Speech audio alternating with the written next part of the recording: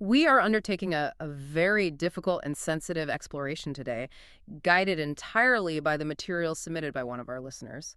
This is an analysis concerning the loss of a truly vibrant, promising young life and, well, the profound violation of trust that accompanied it. It's so essential to approach the facts of this case with both the objectivity you need for this kind of examination and also, the deep respect that's owed to the victim, Lauren Giddings, and of course to her family. We have to acknowledge the tragedy at every single step.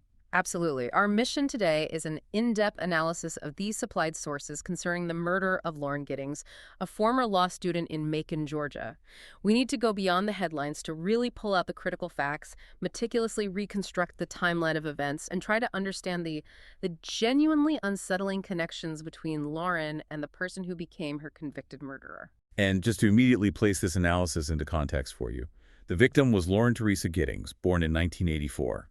She was just 27 years old when her life was taken on June 26, 2011. The crime was perpetrated by Stephen Mark McDaniel, who wasn't just a neighbor. He was her former classmate and a peer in her legal community. And the resolution of the legal process it's fundamental to how we interpret all the sources that follow. Precisely. After 3 years of investigation and pretrial maneuvers, McDaniel pleaded guilty to felony murder. That was in 2014. He received a life sentence, which, under the terms of that deal, included the possibility of parole after 30 years. So our objective is to present a structured analysis drawn directly from the documented information to honor Lauren's memory by understanding the precise facts of this devastating case. Let's begin with session one then, establishing who Lauren Giddings was, because the sources, they really paint a clear picture of high achievement and just immense promise. She was a recent graduate of the Mercer University School of Law in Macon, Georgia. Yes, and her stated professional goal, which I think speaks volumes about her intentions and her character, was to become a public defender. Right. So that goal is so critical to understanding who she was. She wasn't simply looking for a high-paying job. She was aiming for a career dedicated to service, to upholding the rights of people who couldn't afford a lawyer. And the sources consistently describe her the same way: vibrant, kind-hearted, and incredibly driven. The significance of her achievements is really emphasized when you look at her family context. She was the eldest of 3 sisters, and she was the very first person in her entire family to go to and finish college. That just highlights the depth of her success and the path she was paving. And her personal timeline in June of 2011 was incredibly focused. The sources confirm she had just returned to her apartment at Barristers Hall in Macon that was housing for law students. She had just come back from her sister Caitlin's wedding in Maryland. And she was there for one reason, right? One reason: to dedicate herself completely to studying for the bar exam, which, as you know, is this grueling task that often demands intense isolation. And that level of focus is what allowed the initial silence to be misinterpreted by everyone. Her family and friends at first, they just assumed her silence was dedication, a necessary withdrawal to master the material, not a sign of danger. And this brings us to the unique and deeply troubling proximity between Lauren Giddings and Stephen Mark McDaniel. They weren't just casual acquaintances. They had lived right beside each other in neighboring apartments in Barristers Hall since the fall of 2008. So for years, they were in constant close proximity, that long-term proximity. It just fundamentally alters this sense of security Giddings would have had in her own home. This wasn't a stranger. This was a fixture in her life. And there's more. The sources reveal a critical layer of shared professional history. There were academic peers, former classmates at Mercer Law. They were both actively involved in the Federalist Society chapter on campus. Giddings was serving as the chapter president. And McDaniel was the vice president. Exactly. That shared professional background, the interest in legal theory, the time spent working together, it makes the crime that followed just a profound, calculated breach of trust within this very tight intellectual community.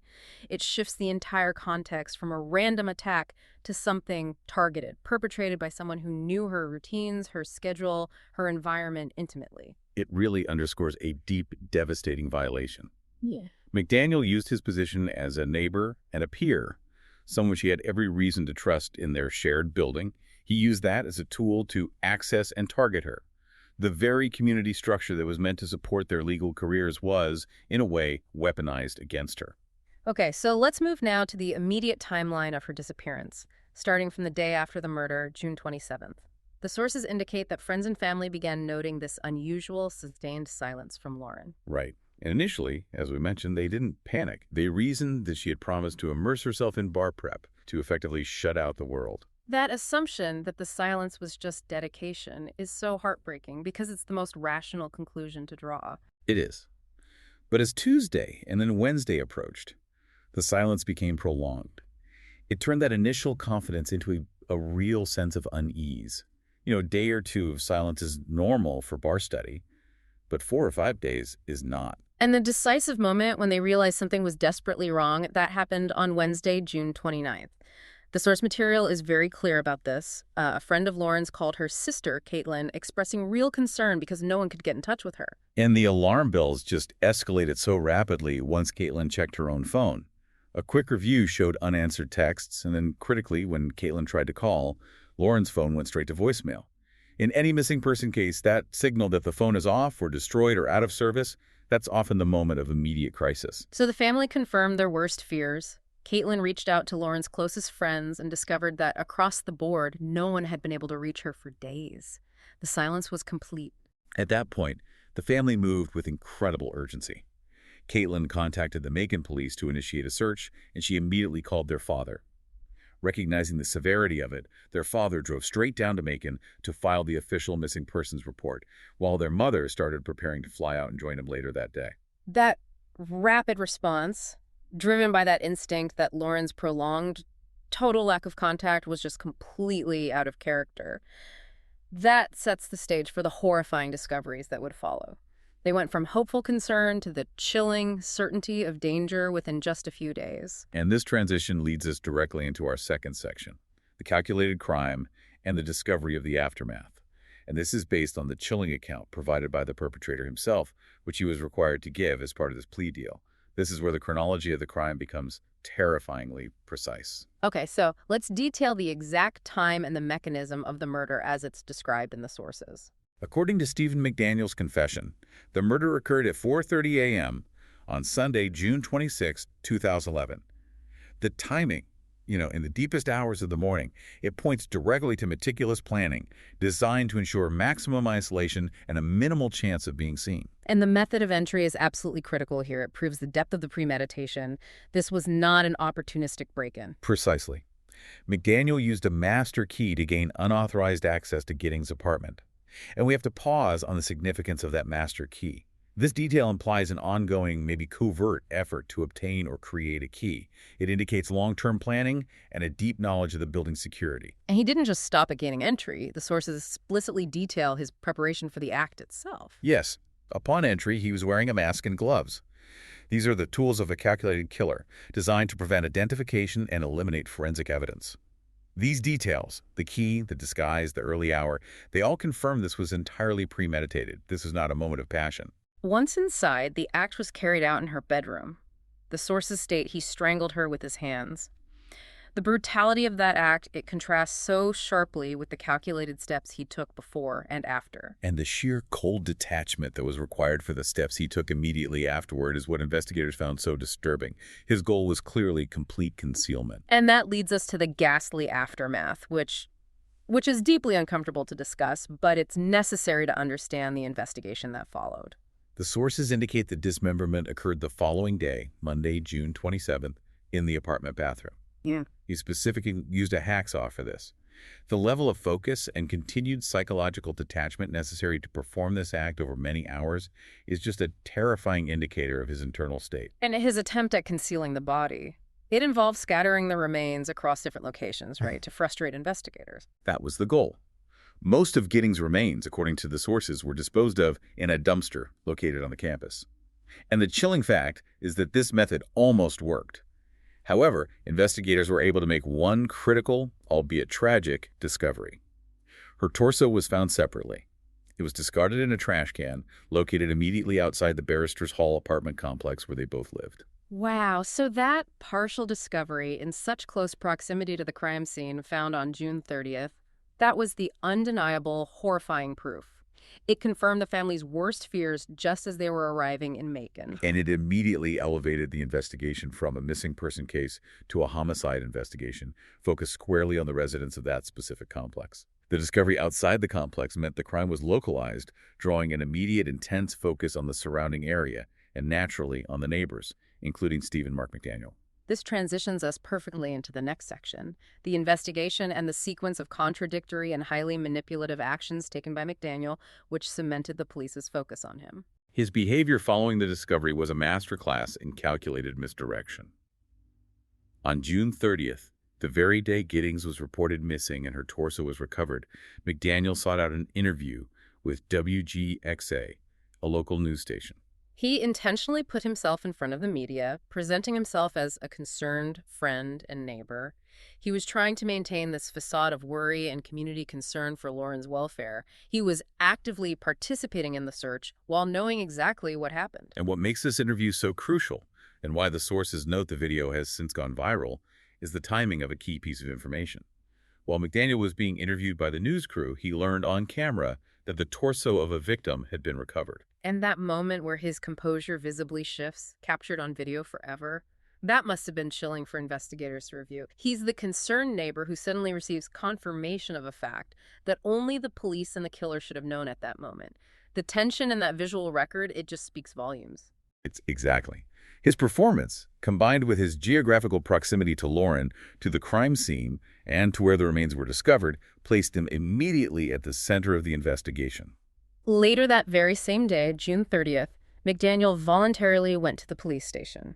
This move, showing up with neighbors and friends of Giddings to give a statement, that was another tactic, right? To blend in. To blend in and appear cooperative with the worried community, yes. The police, however, were not fooled. He was quickly separated from the others, and his interrogation lasted for an extensive period, more than 12 hours, spanning into the early morning of July 1st. This marathon questioning just highlights the immediate, intense suspicion they had for him. And during this interrogation, his legal training became a tool of obstruction. The sources document his initial refusal to let police search his apartment. That refusal is a huge red flag. His justification, as it was recorded, was very telling and deeply ironic. He explained his refusal by stating, "It's the lawyer in me," and that he was always protective of his space. He was leveraging his knowledge of constitutional rights, potentially to hide the evidence of the dismemberment. That is just a remarkable display of cool calculation, prioritizing self-preservation over genuine cooperation in locating a missing friend. It speaks to a profound arrogance, relying on the shield of the legal process to hide a brutal crime. Ultimately, he agreed to a limited compromise. He let a detective walk through his apartment, but he insisted on accompanying them under the pretense of looking for Lauren. This gave him control over what the detective could see. But despite his careful control of that walkthrough, the detectives noticed key physical evidence on his person. This was during the early hours of the morning, around 12:18 a.m. Yes, during the interrogation, detectives observed fresh scratch marks on his stomach. These marks were noted as being consistent with fingernail scratches, the kind of defensive wounds a victim might inflict during a struggle. And what justification did McDaniel offer for those injuries? His explanation was that he must have cut himself while he was sleeping, a claim that just strains credulity, particularly in the context of a 12-hour interrogation for a murder. The police, of course, documented this inconsistency.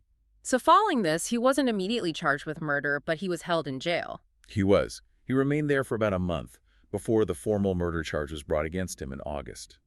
And this month, it allowed the investigators to move from suspicion, based on his behavior and the scratches, to concrete scientific proof. And that month proved invaluable. It did. Investigators were able to solidify the physical evidence against him. Crucially, they forensically linked the hacksaw used in the dismemberment directly to him. The sources confirmed this was a major piece of physical evidence. But the truly damning evidence that removed all doubt about his intent and proved the murder was premeditated was digital, extracted from his own technology. This specific detail is perhaps the most chilling part of this entire story. Investigators recovered videos from McDaniel's personal computer. These videos were taken by him, filming Lauren Giddings from outside her apartment on the very night he murdered her. Wait, so he was actively filming his victim just hours before he killed her? What exactly did these videos reveal? The sources confirm the existence of these surveillance videos. They demonstrate a high degree of stalking, proving that he monitored her movements and waited for the optimal moment to strike. This digital trail confirmed beyond any legal doubt that the murder was not a spontaneous act, but a planned, calculated event. It just negated any possible defense claim. The discovery of those videos solidified the case for premeditated murder. It made a successful defense virtually impossible. That digital evidence was the linchpin. It bridged the gap between strong suspicion and irrefutable proof of intent, and it allowed the prosecution to pursue the strongest possible charges. One final, devastating detail, however, must be reiterated from the sources. Despite all the evidence, the rest of Lauren Giddings' remains have never been found, leaving this unhealed wound for her family. Let's transition now to Section 4, the legal process and the ongoing appeals, which really show the long shadow this crime continues to cast over the justice system and the victim's family. In 2014, 3 years after the murder, Stephen McDaniel accepted a plea deal. This was a highly strategic move, allowing him to bypass a capital murder trial where the prosecution held that damning digital evidence. It allowed him to avoid the death penalty. And the terms of the agreement, it required him to plead guilty to murder and, critically, to provide a full detailed account of the murder and the disposal of the body. In exchange, he received a life sentence, making him eligible for parole in 2041. And the legal calculus behind the prosecution agreeing to a deal that included parole eligibility is worth looking at. While the digital evidence was strong, any death penalty case would trigger years, if not decades, of expensive, painful appeals for the victim's family. By accepting the plea, the prosecution secured a guaranteed murder conviction, they ensured the killer confessed to the full facts, and they provided some measure of immediate finality, avoiding the trauma of a protracted public trial. This strategic decision is further complicated by the additional charges that were dismissed as part of this deal, and this is a staggering detail from the sources. The investigation had uncovered other serious charges, including 1 count of burglary and 30 counts of sexual exploitation of children. The dismissal of 30 counts of sexual exploitation of children is shocking, and it speaks volumes about the priorities of the prosecution. For a prosecutor, securing a guaranteed conviction for murder, the highest charge, often means sacrificing other charges, however egregious, to ensure the primary target receives maximum punishment without the risk of an appeal overturning the entire case. And the sources indicate the evidence for these other dismissed charges was discovered during the murder investigation, likely through the forensic examination of his computer. This provides a deeply disturbing, broader context to his behavior, extending far beyond the murder of his classmate. The legal necessity of dropping those charges to secure the murder plea it's a harsh reality of the criminal justice system. It highlights the trade-offs that are often made to guarantee a life sentence. Moving now into the post-conviction activity, despite pleading guilty to save his own life, McDaniel has shown these persistent, focused efforts to challenge his sentence from within the prison system. The sources mention a particularly unusual and aggressive attempt in 2018 where McDaniel chose to represent himself in court, arguing for a retrial. Self-representation in such a complex, high-stakes case is inherently difficult. What specific grounds did he cite for this 2018 appeal? He raised 3 main points. First, he claimed he wasn't medically cleared before consenting to the initial search of his apartment, suggesting his consent wasn't truly voluntary. Second, he argued that his legal research was improperly intercepted by the district attorney, claiming a violation of confidentiality. And the third point was about his prior lawyers. Correct. His third claim was the standard one, that his attorneys did not adequately represent him or provided ineffective assistance of counsel, arguing their performance was subpar. And at the same time, the sources say he also filed a malpractice complaint against his former attorney. It seems like 2018 was this concerted effort to just systematically dismantle every part of the legal process that led to his conviction. And according to the sources, the judge thoroughly reviewed these claims and denied the appeal. The court upheld the 2014 conviction, finding his arguments to be without merit, especially given he willingly pleaded guilty to avoid the death penalty. Turning to the public reaction, there was a controversial attempt to garner public support for him in 2018, coinciding with this appeal push. Yes. The sources detail that McDaniel's father, Mark McDaniel, started a GoFundMe campaign to raise funds for his son's legal expenses. This attempt to solicit public money for a convicted murderer who had confessed to such a brutal crime, it was met with intense public backlash. What was the immediate result of that outcry? The page was promptly taken down by the platform. It reflected the swift and widespread rejection of financially supporting the legal maneuvers of a confessed killer in such a tragic case. Despite the failure of that 2018 appeal and the public outcry, this was clearly not the end of his legal challenges. The sources document a very recent, more sophisticated filing in 2022. On May 30th, 2022, McDaniel filed a habeas corpus petition. Now, for listeners, this is one of the most serious types of legal challenges. You're essentially arguing that the state is holding you illegally because your constitutional rights were violated. And what specific claim did he revive in this 2022 petition? He revived a claim related to the alleged theft or copying of his defense documents. Specifically, he alleged that a deputy with the Bibb County Sheriff's Office removed petitioner's legal information request forms from the mail without lawful authority, copied and emailed them to DA Winters, who was handling the prosecution. So let me get this straight. He is claiming that the district attorney illegally gained access to his privileged defense planning and research. That's an enormous accusation. It is a severe allegation. If it were proven true, it would suggest a major violation of attorney-client privilege and the right to a fair legal process. The goal of the petition was clearly stated: to have his conviction overturned entirely and to be released from prison immediately. It just shows this relentless, focused effort to undo the very plea agreement he signed, the one that saved him from the death penalty. His legal training is now being used exclusively to find procedural loopholes. And as of the most recent data point in the sources, his physical status remains unchanged. As of June 10th, 2024, Stephen McDaniel is incarcerated at Hancock State Prison in Hancock County, Georgia, continuing to serve the life sentence he received for the murder of Lauren Giddings. If we step back now and synthesize all this material, the overriding tragedy is the highly calculated destruction of a profoundly promising life. Lauren Giddings was not just a bright law graduate destined to become a public defender. She was targeted by someone she knew and trusted, a peer in her own legal community. The intimacy and depth of that betrayal, the shared professional society, the proximity of their apartments, the use of the master key, the disguise, and most disturbingly, the digital surveillance. That is what makes this crime so profoundly shocking. And despite McDaniel's initial attempts at deception, presenting as the concerned neighbor, using his legal knowledge to obstruct the search, the investigation successfully used definitive, irrefutable evidence to secure that conviction. The digital evidence, those videos proving premeditation, was the undeniable truth that forced his hand. That successful use of digital forensics was essential. It was.